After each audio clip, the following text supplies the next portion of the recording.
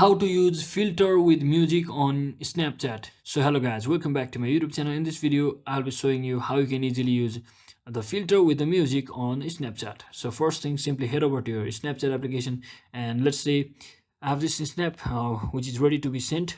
So to add a filter, what you need to do is simply slide your image like this. As you can see, there are lots of filters option available here. You can also use your location like this, or you can simply use font style theme like this.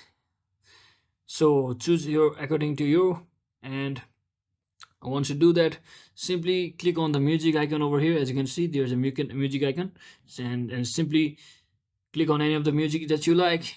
And let's say I would like this song, and simply click on next. And you can also select the particular area of the song and simply hit the right button. And as you can see, you can also resize it, the song option, and simply click on next, and you can send it to everyone just like that. So hope this video was helpful. If it was, don't forget to like and subscribe to the channel. See you on the next one.